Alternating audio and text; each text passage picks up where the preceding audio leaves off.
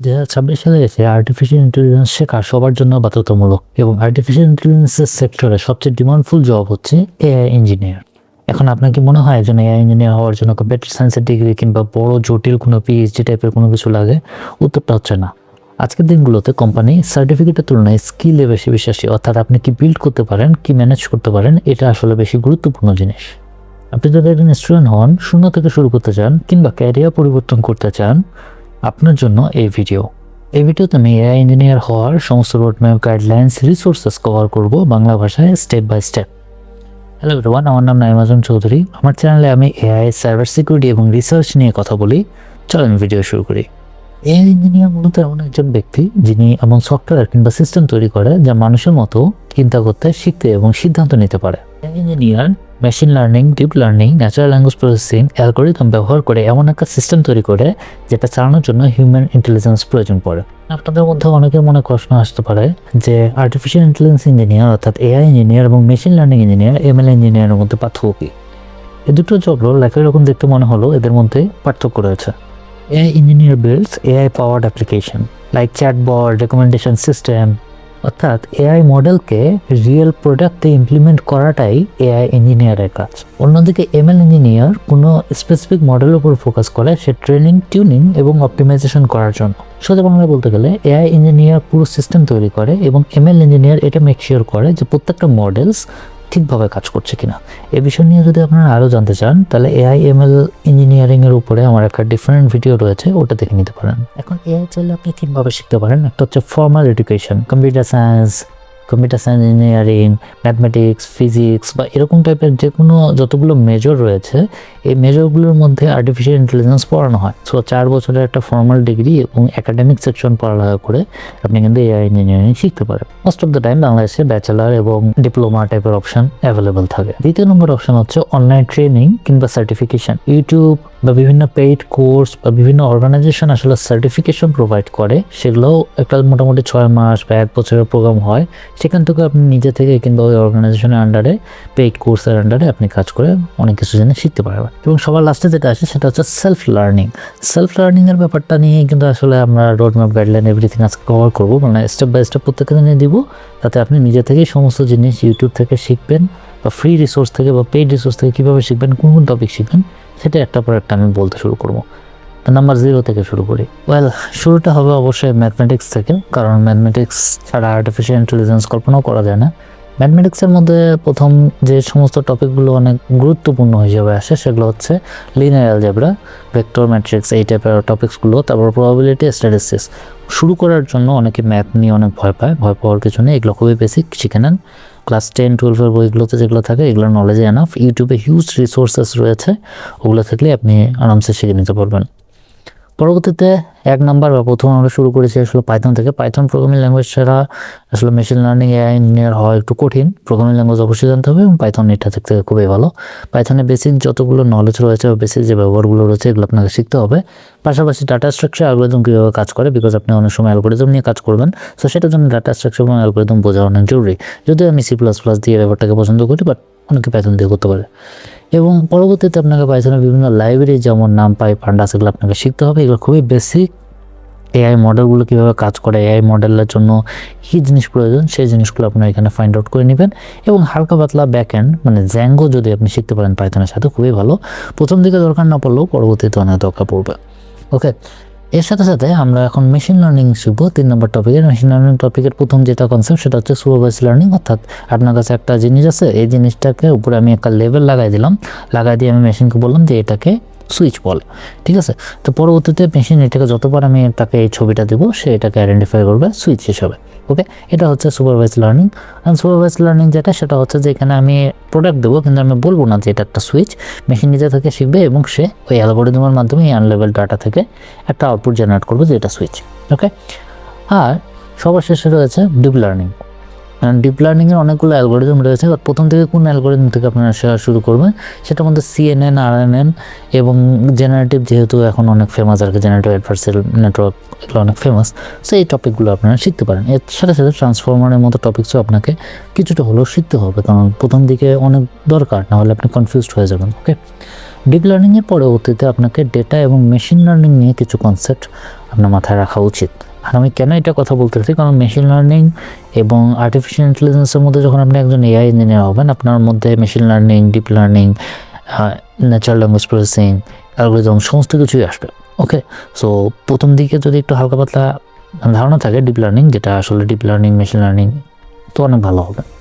এবং পান্ডাস বা নামপাই যখন আমরা ব্যবহার করতে শিখছি পাইথনে, ওই যে নলেজটা আছে ওইটাকে ব্যবহার করে ডেটা কীভাবে ক্লিন করা যায়, কীভাবে প্রসেস করা যায়, এই জিনিসগুলো আপনাকে আয়ত্ত করতে হবে।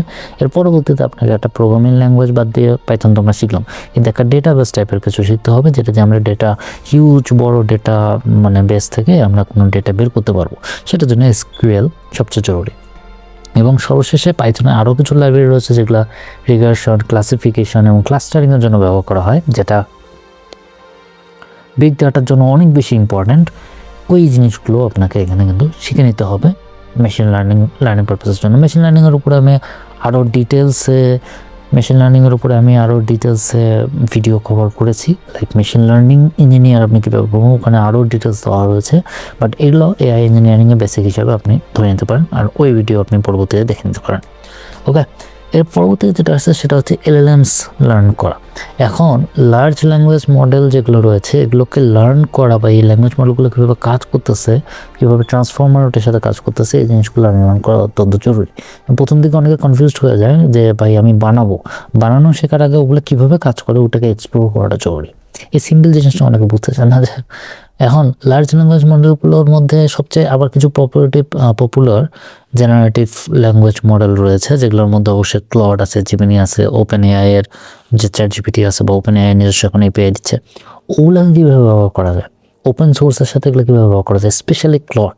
আমি কিন্তু ক্লডের ব্যাপারটা সবাইকে এতবার বলছি যে এই যে মানে মডেলটা অ্যানথ্রপিকের, এটা ব্যবহার করা জরুরি, মানে এটা জানা লাগবেই। চ্যাটজিপিটি, জেমিনাই তো একদিকে, ক্লড আরেকদিকে, ওটা শিখতেই হবে।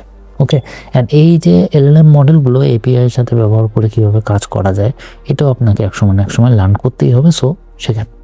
ওকে, এরপরে প্রম্পট ইঞ্জিনিয়ারিং। দেখেন জেনারেটিভ এআই মডেলগুলো বেশিরভাগ সময় চ্যাটবট আকারে থাকে, সেগুলোকে কীভাবে প্রম্পট দিতে হবে, কীভাবে প্রম্পট দিয়ে পারফেক্ট আউটপুট যেটা আমরা চাই সেটা বের করতে হবে, সেটা যদি জানার লাগে তাহলে আপনাকে প্রম্পট ইঞ্জিনিয়ারিং করতে হবে, প্রম্পট ইঞ্জিনিয়ারিং শিখতে হবে। আগে অনেক ডিফিকাল্ট ছিল, যে মানুষ কি বলতেছে হয় বুঝতেছে না, আপনার কথা ভালোভাবে যাচ্ছে না, কনসিস্টেন্সি থাকতেছে না, আরও অনেক ঝামেলা হতো। এখন কিন্তু এই সমস্যাটা নাই।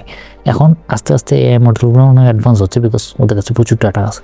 সো আপনাকে প্রম্পট ইঞ্জিনিয়ারিং খুব ভালোভাবে শিখতে হবে, এবং প্রম্পট ইঞ্জিনিয়ারিংয়ের সাথে সাথে আপনাকে আরেকটা জিনিস শিখতে হবে, সেটা হচ্ছে যে লাংচাং যে ফ্রেমওয়ার্কটা। ওকে, এই ফ্রেমওয়ার্কের মাধ্যমে আপনি অনেক কিছু করতে পারবেন, স্পেশালি এজেন্ট বিল্ডিংয়ের ক্ষেত্রে এই ফ্রেমওয়ার্কটা অনেক কাজে দেয়। সো এই ফ্রেমওয়ার্কটা আপনারা শিখতে পারেন। আচ্ছা, আরেকটা জিনিস যেটা আমাদের বর্তমান সময়ে অ্যাড হয়েছে এআই ইঞ্জিনিয়ারিংয়ে, যেটা আসলে আগে জেনারেটিভ ইঞ্জিনিয়ারিংয়ে বেশি ছিল, সেটা হচ্ছে যে র্যাক সিস্টেম আপনার সিভিকে অন্য লেভেলে নিয়ে যাবে। র্যাক বিল্ড করতে পারা, ল্যাগ পড়তে পারা, র্যাক নিয়ে কাজ করা, এটা আপনাকে খুবই বেশি ফায়দা দিবে। এই রেক্টিভিয়াল আর্গুমেন্টেড জেনারেশন, খুব গাল ভরা নাম, ঠিক আছে, আমার কাছে বলতে ভালো লাগে। আর এটা প্রথম যখন আসছিল না, তখন থেকে এটা মনে করেন যে এটা হাইপের মধ্যে বসে আছে। সো এটা আপনার সিভিতে থাকলে আপনার এআই ইঞ্জিনিয়ার হওয়ার যে ধাপটা অন্যদের তুলনায় আপনি অনেক আগায় যাবেন, বুঝতে পারছেন? সো এটাকে বানাইতে পারা এবং এটাকে শিখতে পারা অত্যন্ত জরুরি। এখন কিভাবে র্যাক সিস্টেম তৈরি করবেন সেটার জন্য আপনি লাংচাইন ইউজ করতে পারেন। আদার্স অনেকগুলো মডেল আমি এখানে দেখাইছি, হাগিং ফেস সহ। ওকে, সো এইটা জরুরি না যে এটা দিয়েই করতে হবে, এমনই হইতে হবে যে চ্যাটজিপিটি থাকা লাগবে, এরকম কিছু না। ওকে, আপনি আরও এক্সপ্লোর করতে পারেন, এবং আরও এক্সপ্লোর করে এই মডেল বা এই সিস্টেমটাকে ডেভেলপ কীভাবে করা যায় সেটা আপনি ফাইন্ড আউট করে নেবেন। ওকে, এখন ফাইন টিউনিং এলএলএমস বলে একটা জিনিস আছে। দেখেন, এখন ওপেন সোর্সে আমরা যে জিনিস করতাম, যে অলরেডি একজন কেউ একটা অ্যাপ্লিকেশন বানায় রাখছে, আমরা ওই অ্যাপ্লিকেশনটা নিতাম, নেওয়ার পরে ওটাকে ফর্ক করে ওটাকে আরও বেশি মডিফাই করে ওটাকে আরও বেশি ফিচার যোগ করে ওটাকে আমরা কন্ট্রিবিউট করতাম, ঠিক আছে? ওপেন সোর্স কন্ট্রিবিউশন এভাবে আমরা বুঝি নর্মালি। এখন এই সেম জিনিসটা এখন এলএলএমের ক্ষেত্রে হয়েছে, যে অলরেডি একটা লার্জ ল্যাঙ্গুয়েজ মডেল কেউ বানিয়েছে, সেটার প্রসেস করা আছে। আপনার কাজ হচ্ছে সে অলরেডি ট্রেন করা মডেলটাকে আরও বেশি স্পেসিফিক কোনো কাজের জন্য ফিচার আউট করা। বা স্পেসিফিক কোনো কাজের জন্য টিউনিং করা, সেটাকে আরও বেশি ট্রেন করে একটা স্পেশালাইজড কোনো একটা এলএলএম মডেল বানানো। ঠিক আছে, যেমন নর্মাল আপনার কাছে জিমিনি এলএলএম আছে, এখন জিমিনি থেকে বা চ্যাটজিপিটি থেকে আপনি কী করতেছেন, ওটাকে আরও বেশি ওপেন টিউনিং করলেন আপনি, করে ওটাকে স্পেসিফিক কোনো অফিসের কাজে বা কোনো আপনার পার্সোনাল অ্যাসিস্ট্যান্ট বা এরকম টাইপের কোনো কিছু একটা অ্যাপ্লিকেশন বানাতে চাইলেন, যাই হোক আই থিঙ্ক আপনারা বুঝতে পারছেন যে একটা স্পেশাল এলএলএমস কীভাবে বানাবেন, এটা শিখে নেবেন। এবং যেহেতু এখন এআই এজেন্টিক এআই যুগ আগায় আসতেছে, সো আপনি যদি অন্যদের তুলনায় রেসে আগায় থাকতে চান, তাহলে আপনাকে কিন্তু এআই এজেন্টস তৈরি করাও শিখতে হবে। ওকে, অ্যান্ড আমি মনে করি যে এই এআই এজেন্টসগুলো অটোমেশনকে অন্য লেভেলে নিয়ে গেছে। সো আই থিঙ্ক বুঝতেই পারতেছেন কী বলতেছি। এআই এজেন্ট কীভাবে তৈরি করবেন, কীভাবে বিল্ড করবেন, এটা নিয়ে অনেক প্রকার টিউটোরিয়ালস আছে, অনেক প্লেলিস্ট আছে, ওগুলো ফলো করতে পারবেন। বাট আমি টপিকগুলো বলে দিলাম যে এআই এজেন্ট আপনি কী শিখবেন, সেটা কীভাবে সফটওয়্যারের মাধ্যমে করেন, ইন্টারনেটের মাধ্যমে করেন, আপনি ক্লাউডের সাথে কোনো অ্যাপ্লিকেশন ডেভেলপ করেন বা এপিআই দিয়ে কাজ করেন, এনিথিং, রিজন, প্ল্যানিং এবং অ্যাকশন, এই তিনটা মাথায় রেখে এআই মডেল বা এআই এজেন্টস বানাবেন সবসময়। ওকে, ওই এআই এজেন্টসটাকে যেন আপনার কাজে আসে, ওটাই জাস্ট ভাব মারার জন্য বানায় না। ওকে, এখন এআই এজেন্টস বানানোর কিনা আমি একটা সিম্পল একটা মডেল দেখাইছি, মানে আমি মনে করি যে এটাকে আরও ডিটেলসভাবে এক্সপ্লেন করা দরকার। সো এই রিলেটেড যদি কোনো ডিটেলস ভিডিও ফিউচারে আমার চ্যানেলে আসে, ওটা দেখে নিন। আর যদি না আসে, তাহলে অলরেডি ইন্টারনেটে অবশ্যই এত বছরে বহু মানুষ দিছে, জাস্ট একটা ভালো দেখে নিন, আমি দরকার হলে কিছু সাজেশন করে দেবো। ওকে, সো মেশিন লার্নিং ইঞ্জিনিয়ার হন আর এআই ইঞ্জিনিয়ার হন, সেটা যদি আপনি ডিপ্লয় করতে না পারেন, তাহলে সেটা ইউজলেস।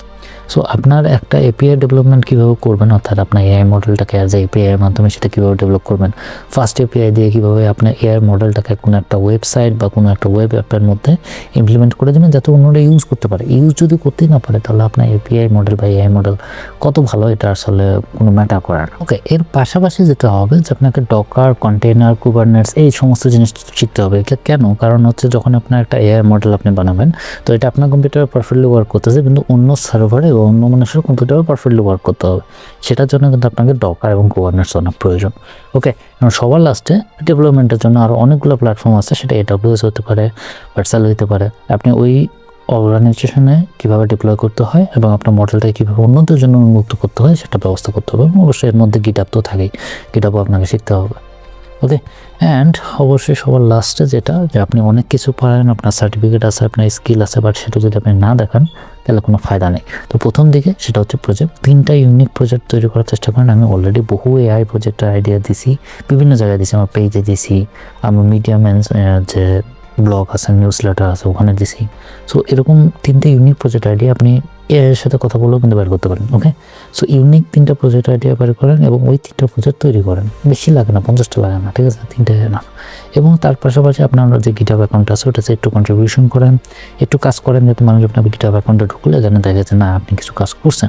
এবং সবার শেষে আপনাকে লিঙ্কডইনে কিছুটা হলেও ডাকটল দিতে হবে। এটা এই জন্য জরুরি যে আপনার স্কিল যদি আপনি না দেখান, অন্য কেউ আসে আপনাকে খুঁজবে না। এক সময় ছিল মানুষ খুঁজে বের করতে, এখন সময় হয়েছে যে এত স্কিলওয়ালা লোক, তো जो दिखता है वही बिकता है, এই সিচুয়েশনটা কাইন্ডটা এরকম। সো আই থিঙ্ক বুঝতে পারছেন, লিঙ্কডইনে আপনাকে দেখাতে হবে যে আজকে আমি এটা বানাইছি, কালকে আমি ওটা করছি, পরশুদিন আমি এটা শিখছি, ঠিক আছে। এটি এরপরে আমি নট ইন দ্য লিস্ট রাখছি, সেটা হচ্ছে no code automation. No code automation আপনাকে শিখতে হবে। লাইক আপনি অবশ্যই এআই ইঞ্জিনিয়ার হিসেবে কাজ করুন, বাট কিছু নো কোড অটোমেশন আপনার কাজগুলোকে অনেক ইজি করতে হবে। সেটার মধ্যে জেপিএর হতে পারে, খুব সিম্পল অটোমেশন টাস্ক আমি ওটা শিখাইছি। ম্যাক যেটা আছে, এটাও কিন্তু complex multi step of work ফ্লোকে কন্ট্রোল করতে পারে ভালোভাবে, এটাও আমি অলরেডি দেখাই দিয়েছি কীভাবে এটা ব্যবহার করতে হবে। ওকে, এছাড়া চ্যাটজিপিটির নিজস্ব আছে, এনএটাইন আছে, নোশন আছে, এগুলো ব্যবহার করলে আপনার কী হবে, কোলাবোরেশন করতে ইজি হবে। বিভিন্ন অন্যান্য AI engineer, ML engineer, natural language processing engineer, এরা সবার সাথে কাজ করতে আপনার সুবিধা হবে। সেটাও কাইন্ড অফ স্কিল হিসেবে ধরে নিতে পারেন। ভিডিওটা আসলে এই পর্যন্তই। আমি মনে করি যে যা কিছু প্রয়োজন তার সব কিছুই আমরা এখানে বলে দিয়েছি স্টেপ বাই স্টেপ। এরপরেও যদি কোনো কনফিউশন থাকে বা কোনো নতুন কোনো গাইডলাইন বা রোডম্যাপ বা এনিথিং লাগে, আমাকে বলবেন। আমি চেষ্টা করবো যে একটা পিডিএফ বানিয়ে আপনাদেরকে দিয়ে দিতে, এবং চ্যানেল সাবস্ক্রাইব করে রাখেন। প্রশ্ন থাকলে কমেন্টস করেন, আমি দেওয়ার চেষ্টা করবো। কারণ আমি মনে করি এই সময় আসে এআই যদি আপনি ঠিকঠাকভাবে না শিখতে পারেন, পরবর্তীতে অনেক পিছিয়ে যাবেন। সবাইকে good luck, see you soon.